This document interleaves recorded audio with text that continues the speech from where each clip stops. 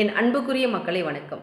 நீங்கள் திருமண பொருத்தம் பார்க்கும் பொழுது பஞ்சபக்தி சாஸ்திரத்தின் அடிப்படையில் திருமண பொருத்தம் பார்ப்பது மிகவும் ஒரு சிறப்பான விஷயம்.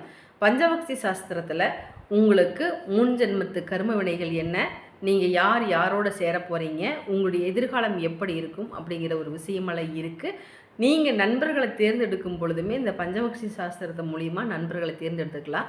இதில் வசியத்தன்மை அப்படிங்கிற ஒரு விஷயம் இருக்குது. நோய்களை குணப்படுத்தக்கூடிய ஒரு விஷயமும் இதில் இருக்குது. இந்த பஞ்சபக்தி சாஸ்திரத்தில் இதெல்லாம் நீங்கள் தெரிஞ்சுக்குங்க. இப்போ ரிஷபராசின்னு வச்சுக்கங்களேன். ரிஷபராசிக்கு ஆப்போசிட்டில் வந்து கோழியாக வரும்.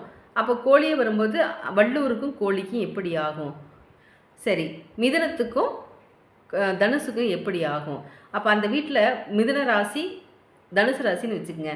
ஒன்று கணவன் வீட்டில் இருந்தாங்கன்னா மனைவி வேலைக்கு போயிடுவாங்க, மனைவி வேலைக்கு போனாங்கன்னா கணவன் வீட்டில் இருப்பாங்க. இப்படி ஒவ்வொரு விஷயமாக மாறி மாறி அவங்க வீட்டில் நடந்துகிட்டு இருக்கும். அதே மாதிரி இந்த பொருத்தம் பார்க்கும்போது கிரகங்கள் அடிப்படையில் நீங்கள் பொருத்தம் பார்க்குறது ரொம்ப சிறப்பு. ஒரு ஜாதக கட்டங்களில் செவ்வாயையோ ராகுகேதுக்களையோ வச்சு நீங்கள் தீர்மானம் பண்ணிடாதீங்க.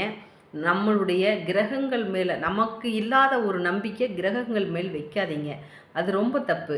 ஏன்னா நமக்கே நம்ம மேலே நம்பிக்கை இல்லாமல் தானே கிரகங்களை நம்புகிறோம்.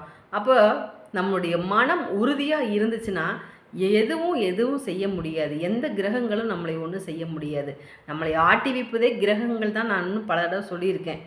நம்மளை ஆட்டி வைக்கிறது கிரகங்களாக இருந்தாலும் நமக்கு மன உறுதி அப்படிங்கிறது ஒரு விஷயம் இருந்தால், விட்டு கொடுக்குற ஒரு தன்மை இருந்தால் நிச்சயம் அந்த குடும்பம் நல்லா இருக்குங்க. எங்கேயுமே ஒரு அன்புன்னு ஒரு விஷயம் இருக்கணும், சகிப்புத்தன்மைன்னு ஒரு விஷயம் இருக்கணும். நீங்கள் 10 பொருத்தம் பார்த்து நீங்கள் கல்யாணம் பண்ணால் கூட அங்கே டிவோர்ஸ்னு போய் எங்கிட்ட நிறைய வர்றாங்க. அந்த கணவன் மனைவி 2 பேரும் பிரிஞ்சிருக்காங்க, இது எப்படி ஒன்று சேர்த்துறது? அந்த ஜாதக கட்டங்களெல்லாம் பார்த்தா எப்படி தான் அவங்களுக்கெல்லாம் பொருத்தம் பார்த்து கல்யாணம் பண்ணி வச்சாங்கன்னு தெரியல.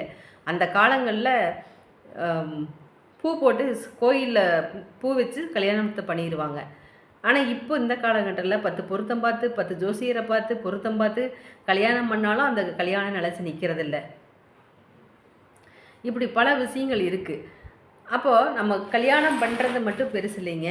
நம்ம சில விஷயங்களில் இன்றைய காலகட்டங்களில் இன்றைய நவீன உலகங்களில் கலிகாலங்களில் ஒரு 5 விதமான விஷயத்தை நீங்கள் ஜாதக கட்டங்களில் சரியாக பார்க்கணும். முன்ஜென்மத்து கர்ம வினை எப்படி இருக்குது, இவங்களுக்கு பாக்கியம் இருக்கா இல்லையா, இவங்க 2 பேரும் வசியத்தன்மையோடு இருப்பாங்களா, இப்படி இந்த பஞ்சபக்ஷியில் நிறைய சூட்சமம் இருக்குது. அதே மாதிரி ஒரு ஜாதகத்தில் செவ்வாய் இருந்தால் மட்டும்தான், செவ்வாய் பலமாக இருந்தால் மட்டும்தான் அது ஆண்மகன். இப்போ செவ்வாயில் வந்து சனியோ ராகுவோ இணைவில்லாமல் இருந்துச்சுன்னா அங்கே எந்த பிரச்சனையும் வராது. இல்லை செவ்வாய் நல்ல இடத்துல நல்ல ஒரு சுகஸ்தானத்தில் நல்ல ஒரு பலமாக இருந்துச்சு அப்படின்னா அங்கே அந்த பையன் இருக்கிற இடத்துல மண் மனை வீடு வாகனம் சொத்து சுகங்கள் எல்லாம் பிச்சுக்கிட்டு போகும். அந்தளவுக்கு நல்லா ஆண்டவன் அவங்களுக்கு கொடுத்துருவார். அதனால் இந்த காரணத்தை வச்சு பசங்களுக்கு வந்து கல்யாணம் பண்ணுறது நீங்கள் நினைக்காதீங்க. கல்யாணம் இந்த ராகுகேதுவோடைய தோஷங்கள் இருந்தால் தான் இருக்குது, இதுக்குள்ளே ஜாதகத்தை சேர்த்தணும், செவ்வாய் இருக்கிற ஜாதகத்தை சேர்த்தணும் அப்படிங்கிறது காலங்காலமாக அதை வந்துட்டு இருக்குது. அதை மாற்ற முடியாது. இருப்பினும் கொஞ்சமாவது உங்களை நீங்களே மாற்றிக்கிங்க. ஏன்னா இன்றைக்கி வந்து அந்த காலங்களெல்லாம் ஒரு 80 வயசு வாழ்ந்திருப்போம். அந்த 80 வயசு வாழ்ந்துருக்குறாங்க, 100 வயசு கூட வாழ்ந்துட்டுருக்காங்க. ஆனால் இன்றைய காலகட்டங்களில் 30 வயசுக்குள்ளேயே எல்லா வாழ்க்கை 30 வயசுக்குள்ளேயே சம்பாரிச்சிடணும். ஒரு 60-70 வயசுங்கும்போது வாழ்க்கையில் ஓய்வெடுக்கக்கூடிய ஒரு சூழ்நிலை ஏற்படுது.